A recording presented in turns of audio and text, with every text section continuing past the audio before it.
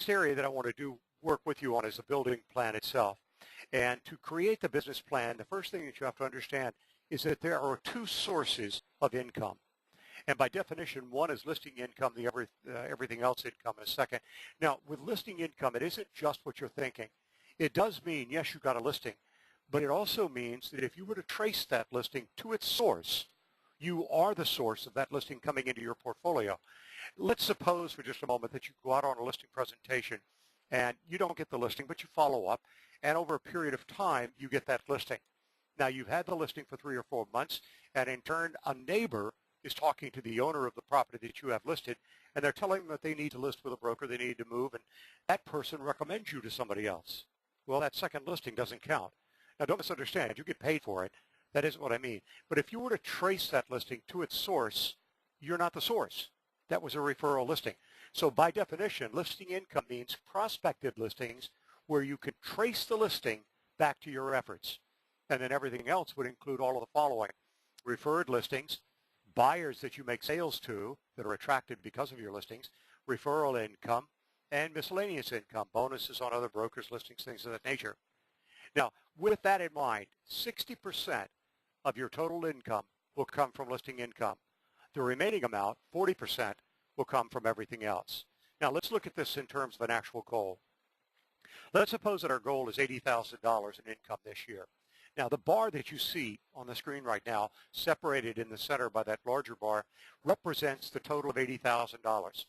And on the left-hand side, we have the listing income, which would be 60% of 80 or 48,000. And then we have everything else income, which would be 32,000. Now, what I'm about to say is going to sound like I'm changing the numbers on you, but I'm really not. If you look at $32,000 and compare it to the 48, it actually represents 75% of the 48,000. So what that means is that for every $1 that you earn from listing income, by the definition above, where you can trace that listing to you, that you're going to earn 75 cents on the dollar from other sources. For just a moment, I want you to take your hands and put them together, your fingers touching like a globe. Now, consider that the core. That's your listing income. Now, expand your hands out. As you grow that core, there will be, I'm going to call it now, instead of everything else income, there will be peripheral business that will be attracted to the listing income. And the greater you grow that core, the greater that proportionate growth is going to be. And that proportionate growth comes to approximately 75% of the inner core. Let me show you to you graphically. Look at this next slide. Here's your core listings. As you grow that core, more listings, more core or more referral business, more referral income, and buyer sales, miscellaneous income. So as the core grows, the proportionate growth on the outside is going to be there automatically. The beauty of it is that you don't have to worry about it. All you have to consider is the core. As day follows night, for every $1 you earn in listing income, you will earn 75 cents on the dollar from other sources. Now, let's do the math on this. $80,000 is our total goal for the year, so let's break that down by 12 months. We've got a $4,000 monthly nut that we need to keep track of. Now, I'm going to put $3,000 below that, but notice the asterisk. And that asterisk is to the footnote you see on the bottom. I'm basing this on only a $200,000 listing at 6% or a $160,000 7.5% listing. And then obviously you must adjust these numbers based on your average sale price and your average commission. But in my area, the average sale price is well over $300,000. So I use this as a very conservative estimate to show the associates how easy it actually is to earn that kind of money.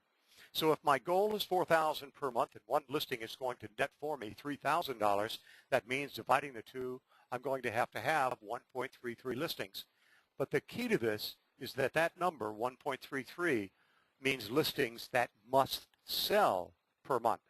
Now, we obviously know that every listing we take they aren't going to sell. I mean, we're going to have a certain number that are going to be expired.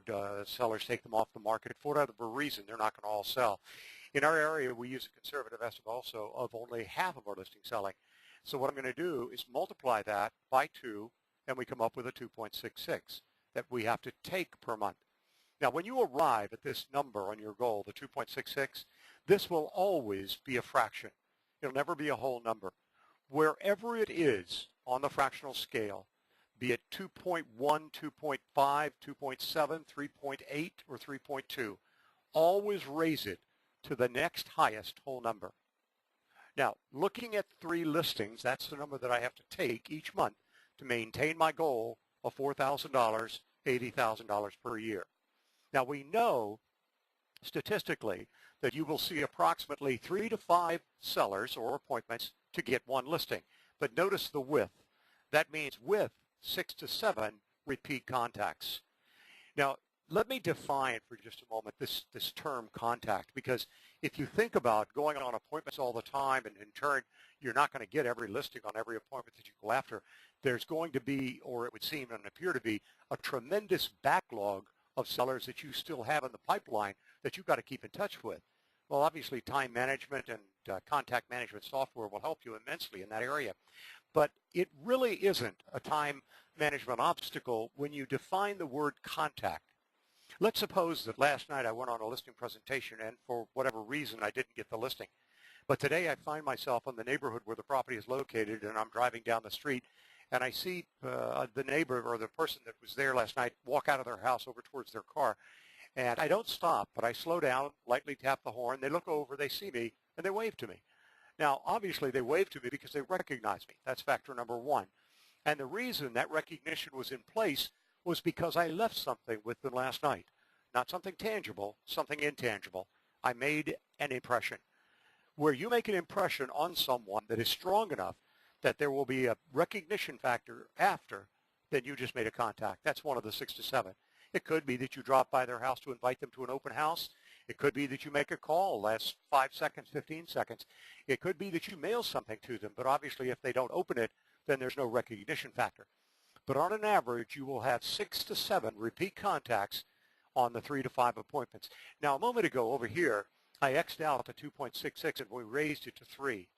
Now, on the surface, that would appear to make it a little more difficult, but in reality, I've actually made it easier. Because if you shoot for 2.66, the odds are that you're going to get something less than that. But if you shoot for the 3, the odds are you'll be closer to your actual goal. Using that same logic, what I'd like you to do is don't think of the 3 to 6. Think of the 5 to 7. Assume it's going to take you 5 appointments to get 1 listing with approximately 7 repeat contacts. Now, assuming a 5-day work week, and that would mean 15 appointments in 20 days. 5 times the 3 would be the 15 appointments. That's less than 1 appointment per day to earn $80,000. That's a lot of money for a little amount of work.